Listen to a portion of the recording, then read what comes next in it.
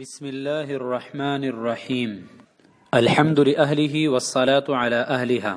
Social media پر رائج روایات کی تحقیق سلسلہ نمبر 43۔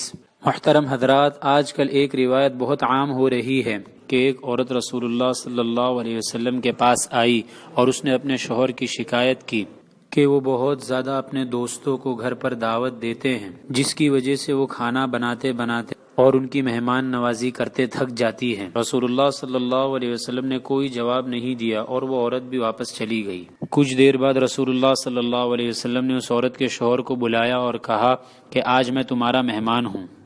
وہ صحابی بہت خوش ہوئے اور گھر جا کر اپنی بیوی کو بتایا کہ رسول اللہ صلی اللہ علیہ وسلم آج ہمارے مہمان ہیں۔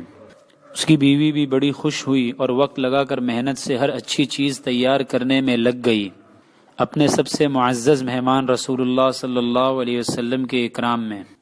اس زبردست پرتکلف دعوت کے بعد رسول اللہ صلی اللہ علیہ وسلم نے اس شخص سے کہا کہ اپنی بیوی سے کہنا کہ اس دروازے کو دیکھتی رہے جس سے میں جاؤں گا۔ اس کی بیوی نے ایسا ہی کیا اور دیکھتی رہی کہ کس طرح رسول اللہ صلی اللہ علیہ وسلم کے گھر سے نکلتے ہی آپ کے پیچھے بہت سے خطرناک بچھو اور دیگر حشرات الارض اور مہلک چیزیں گھر سے باہر نکل گئی۔ یہ عجیب و غریب منظر دیکھ کر وہ عورت بے ہوش ہو گئی۔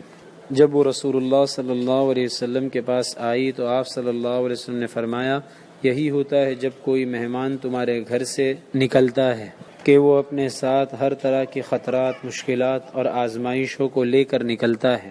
محترم حضرات، یہ واقعہ اگرچہ مشہور کیا گیا ہے لیکن یہ واقعہ حدیث کی کسی بھی معتبر یا غیر معتبر کتاب میں موجود نہیں ہے، بلکہ یہ واقعہ من گھڑت ہے۔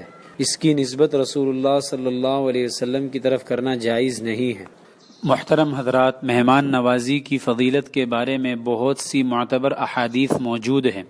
چنانچہ بخاری اور مسلم کی ایک روایت ہے، من کان یؤمن باللہ والیوم الآخر فلیکرم ضیفہ، جو اللہ اور قیامت کے دن پر ایمان رکھتا ہے اس کو چاہیے کہ اپنے مہمان کا اکرام کرے۔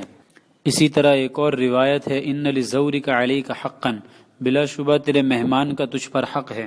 محترم حضرات، ان صحیح روایات کے ہوتے ہوئے من گھڑت روایات کا استعمال کرنا انتہائی درجے کی بے وقوفی ہے، لہٰذا ان من گھڑت روایات سے خود بھی بچیں اور اس وائس کلپ کو زیادہ سے زیادہ شیئر کر کے لوگوں کو بھی اس وعید میں داخل ہونے سے بچائیں جس میں رسول اللہ صلی اللہ علیہ وسلم نے ارشاد فرمایا، جس نے مجھ پر عمدن جھوٹ بولا وہ اپنا ٹھکانہ جہنم میں بنا لے۔